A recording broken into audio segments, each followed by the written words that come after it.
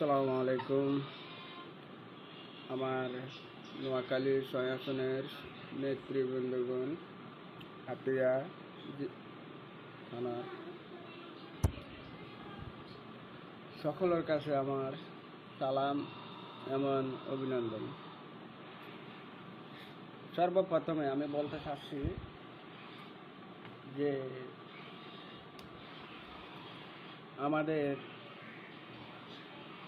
নির্বাচনীয় এলাকা নিয়ে কথা বলবো। যেমন ফ্যাসিস্ট সরকার স্বৈরাচার মাফিয়া যখন আপনার বাংলাদেশ থেকে 5 আগস্ট যখন বিদায় হয়েছিল, তখন আমরা এদেরকে দেখছি, আপনার এর পরে এদেরকে দেখছি, কিন্তু এর আগে কাউকে আমরা দেখি নাই। 7 তারিখ যখন ঢাকা কেন্দ্রীয় সমাবেশ হয়েছিল, তখনও আমরা এদেরকে দেখি নাই।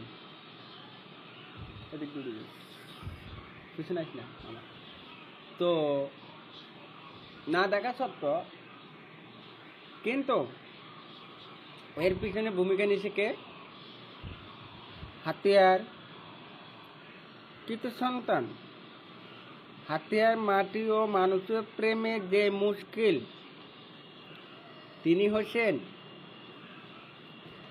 একমাত্র ফজলুল আজিম সাহেব। উনি এমন, তার সাথে যেহেতু যার কথা না বলে নয়, যিনি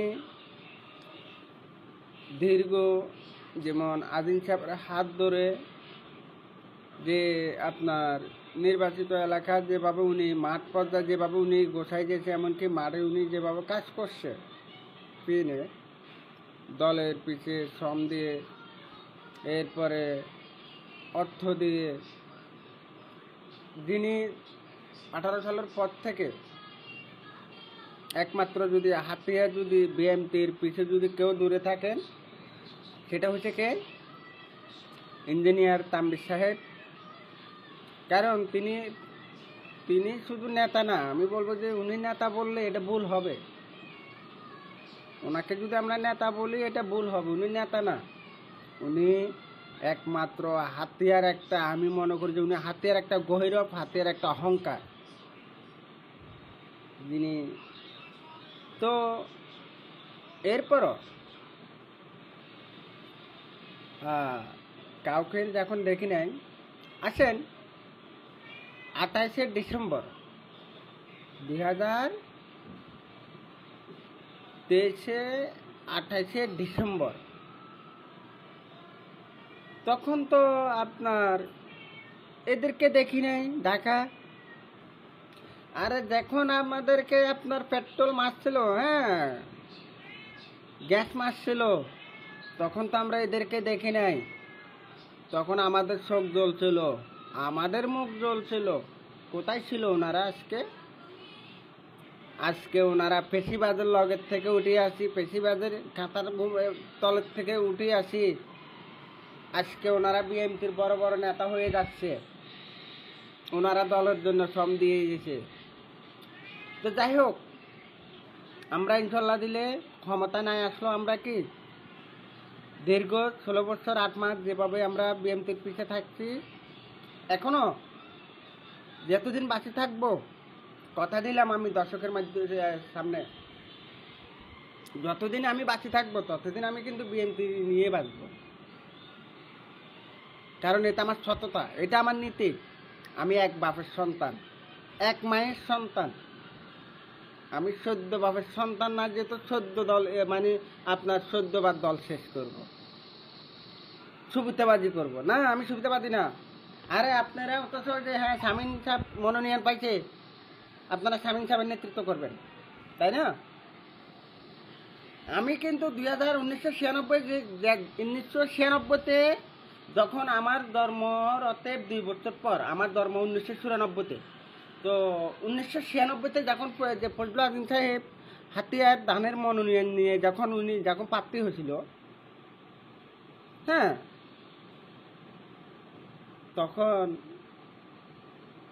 ওই বিএমপির, কোন বিএমপি, 1996 বিএমপির যে হাত ধরছি, ওই হাত এখনো ধরে রাখবো। তে দলে থাকুক, তে ক্ষমতায় থাকুক কিংবা না থাকুক।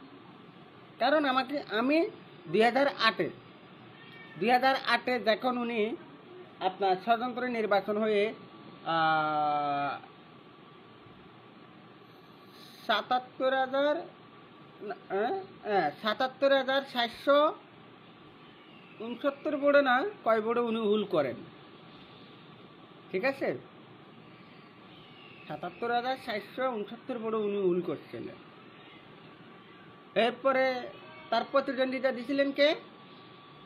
পেশিবাজার দলের থেকে আয়েশা ফেরদৌস, যিনি 69,000 কত বড় উনি পাইছিল, আর বাকি বড় উনি কি বিজয় উনি করতে পারে না, হারিয়ে গেছে, দুর্ভাগ্যজনক। কিন্তু পেশিস মাফিয়া সত্তরের নেতাদের কম হাতিয়ার মাটিতে টিকতে পারে নাই।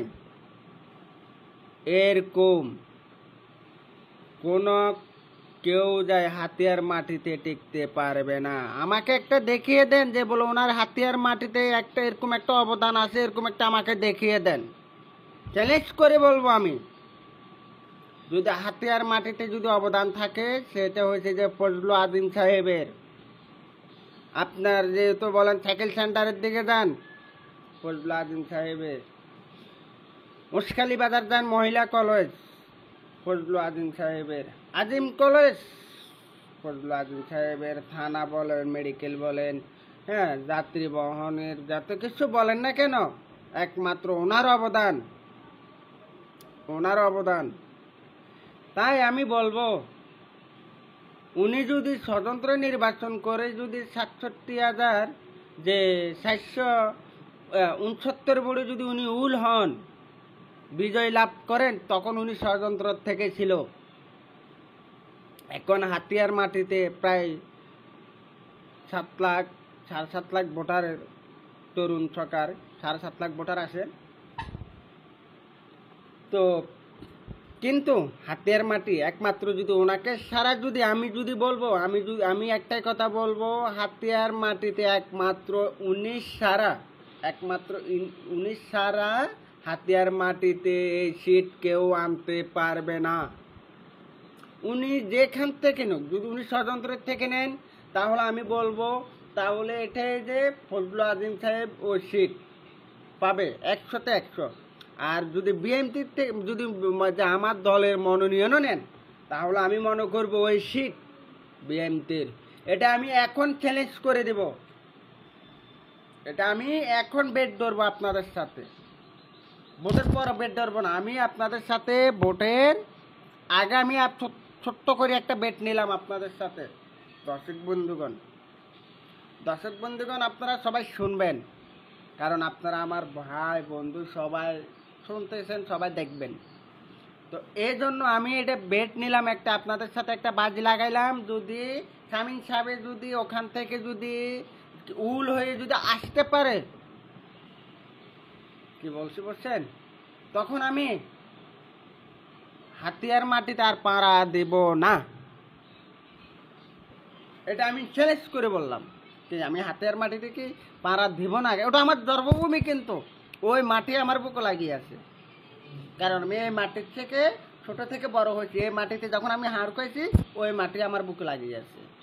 কিন্তু আমি ওই মাটি নিয়ে চ্যালেঞ্জ করলাম, উনি কখনো ওই সিট আনতে পারবে না। এটা আমি চ্যালেঞ্জ দিয়ে বলে দিলাম, ওই সিট উনি আনতে পারবে না। যদি এই সিট যদি আপনার যদি যে আমি 18 সালে যে নিয়ে আপনার বিএমপির কার্যকলাপ করছিল, যে ইঞ্জিনিয়ার তাম্বির সাহেব, উনি যদি স্বতন্ত্র থেকে নেয়, তাহলে ওই সিট মনে করতে পারেন যে তাম্বির সাহেবই নিয়ে গেছে। যদি ফজলুল আযম সাহেব যদি নেয়, ওই সিট মনে করতে পারেন যে উনি নিয়ে গেছে।